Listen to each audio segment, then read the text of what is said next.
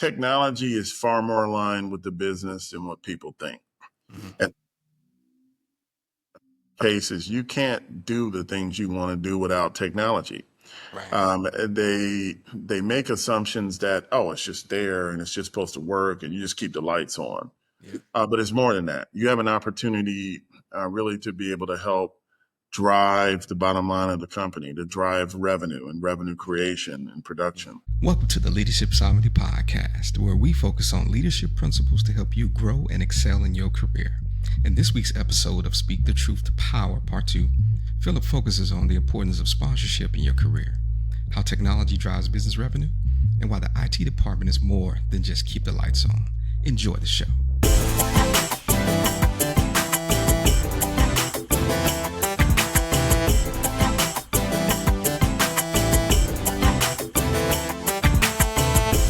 And, several months ago, right when I had joined the Mavs, I saw Aaron at the NBA Technology Summit at the All-Star Game in Indianapolis.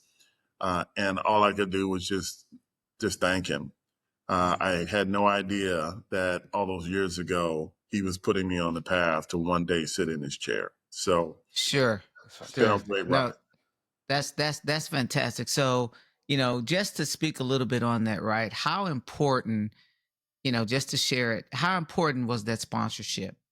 How, Oh, because that's essentially what it was, right? yeah. You provided a ton of value, right? And then you said a couple things here that I took some notes on, that ESPN was a technology company, right? So these, sure, there are business owners out there and who may not understand that they may be providing one, a service, but if, technology is a major cog in what you're delivering, how would you encourage someone even to help that business owner understand that, even, right? So that's kind of a two-part question: the sponsorship aspect of what you said, and then also understanding that how does a technologist help a business understand what they are in reality. So how do just kind of two-part question. Well, first off, let's tackle the sponsorship piece. None of us get to where we're going by ourselves. Right. There are always people in our path that help and are part of the journey. And Aaron and many of those leaders were really helpful in helping me on my journey. Look, it was an honor to be chosen. It was an honor to be able to thrive. It was an honor to grow, to fail, to learn. Having a leader that was willing to allow me to grow and make mistakes and then to fix them really taught me even greater patience and empathy on dealing with people. And then I think the biggest thing is a lot of people don't understand that technology is far more aligned with the business than what people think. In cases, you can't do the things you want to do without technology. Right. They make assumptions that, oh, it's just there and it's just supposed to work and you just keep the lights on. Yeah. But it's more than that. You have an opportunity really to be able to help drive the bottom line of the company, to drive revenue and revenue creation and production. And Aaron had the vision of taking technology and getting it greater aligned with the business so that we could do things like build DC2, which at the time was the most technologically advanced studio built at that time, or create new graphics packages and new ways to shoot a game and new ways to show analytics and new ways to present the story. So when you're watching ESPN and you see them on a touchscreen, all that is development work. It starts with someone having a vision and then believing that they can make it so, and working to create it. I was around a number of some of the most talented people I've ever met that created new innovative things that have changed the way we consume information, the way we watch a game, the way we look at data, all very important. So being sponsored, having someone that believes in you is very important. But I'm going to tell you, the most important thing is believing in yourself.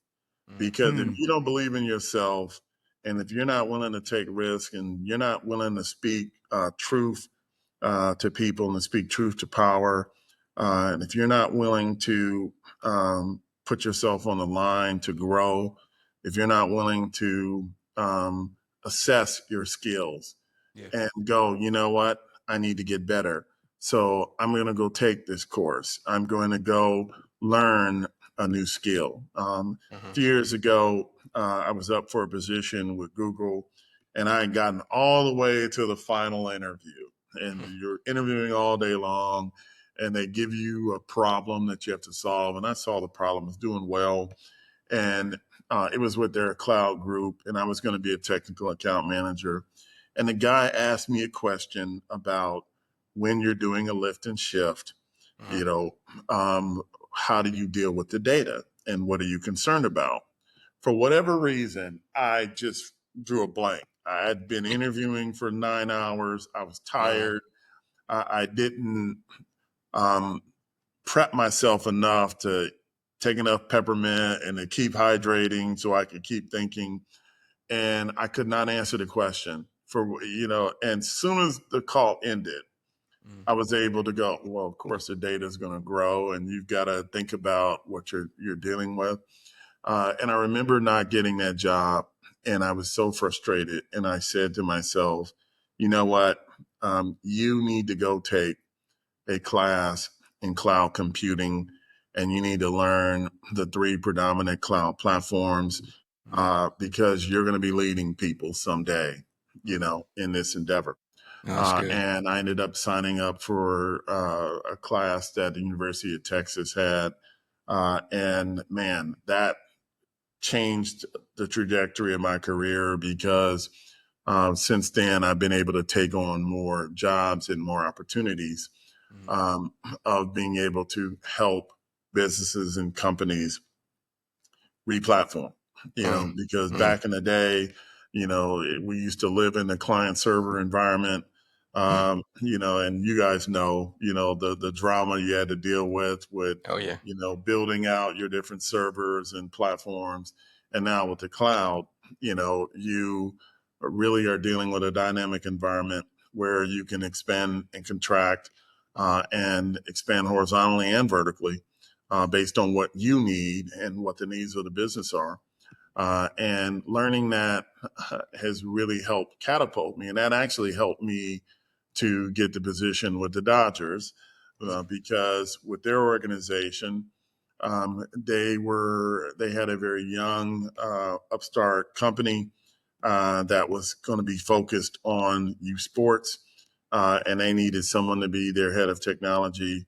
And I had to build that technology group from the ground up. So there was nothing.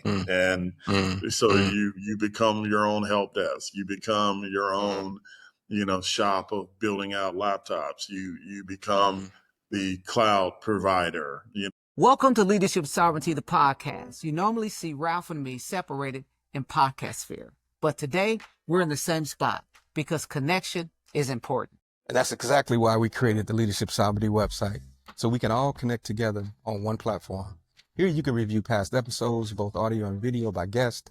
You can leave reviews of the shows that you find value in, and you can even support the movement through donation. We even have a special feature that allows you to leave us a voicemail because we'd love to hear from you. It's just a great way to stay connected and to grow together. Thank you for growing with us and walking this journey of leadership, purpose, and sovereignty. We appreciate you.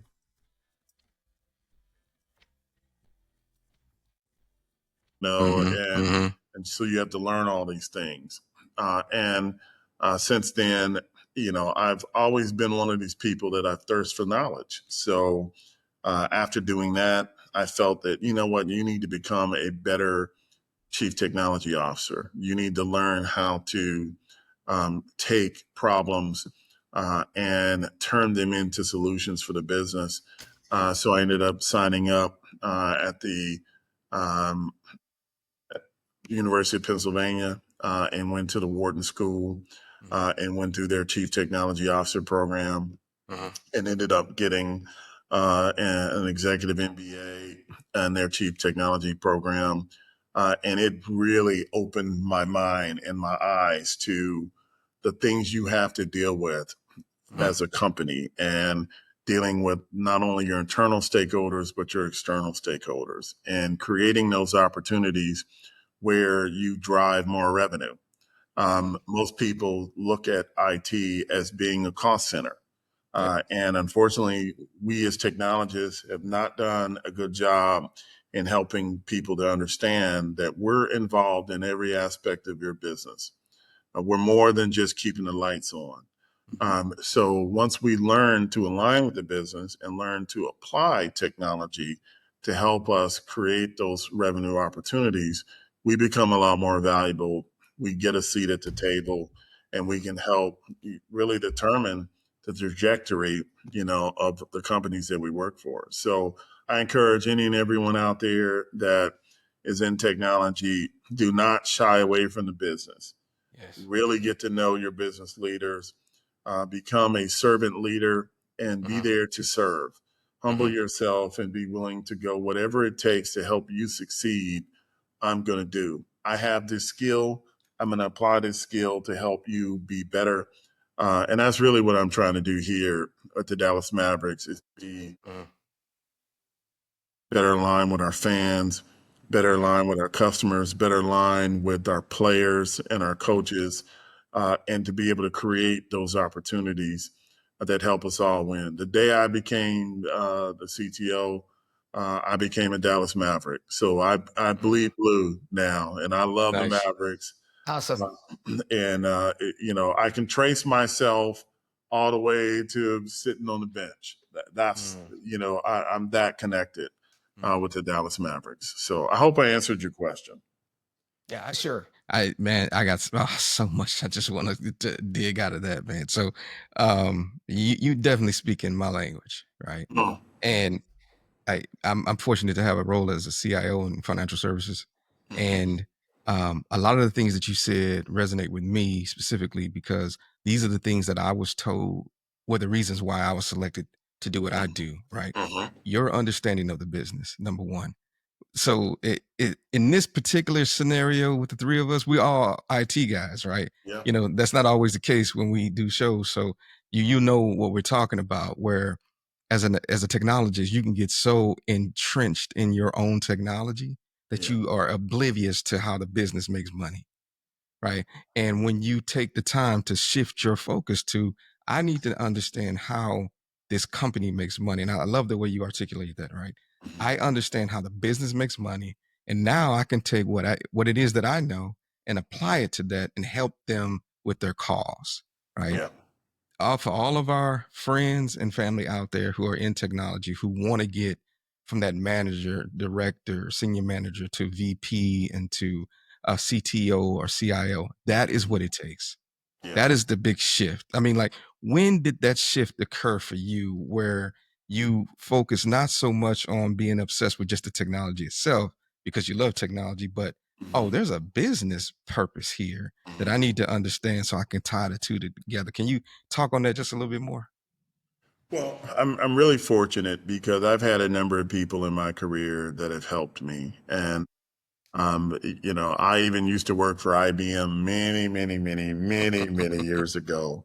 And I had a leader, a woman by the name of Mary Harris, that taught me how to conduct a joint application development session, also known as a jazz session. People now think of it as a white paper session or a brown paper session, or they'll even now, some of the younger people will call it a sticky note session. But I was taught how to take a concept from a very general concept and learn how to ask key fundamental questions to drill down into the specifics. And I've learned that what you want to do is do this facilitated session where you take the people on a journey where you pose a scenario, a general question, and then you start working and working and working, and you iterate with the people, and you really get their thoughts and opinions. And once I learned this skill, I started applying it with the business. And that really became the cornerstone for me to serve as a servant leader and to focus more on the business as opposed to technology. The technology is going to take care of itself. You know, to me, and I mean no disrespect when I say this, the technology is a dime a dozen. Anybody can go purchase, but the people who can take it, apply it, and make it into something bigger and better, that's both art and science. And once I learned that I needed to be aligned with people to solve problems, to serve them, to help them succeed, to help us generate more revenue, it's taken my career to new heights. And I'll tell anybody out there listening, what motivates me right now is when I come in here every day at the Mavericks, I'm thinking about succession planning. I'm thinking about who is going to be the next CTO of the Dallas Mavericks. And when I'm speaking to people in the community, and I've said this at several functions, I'm looking for the next CTO. I want, and I believe that there's a young person out there that has the drive, the ability to someday get here. And it's going to take being willing to take on projects that other people won't do. It means coming in to work early. It means staying late. It means talking with people. Thank you for listening to the Leadership Sovereignty Podcast. If this content blessed or helped you in any kind of way, support us today by subscribing to our YouTube channel, clicking the like button for this episode, and sharing this content with others that you think it will help. Until next time, stay safe, peace, and blessings.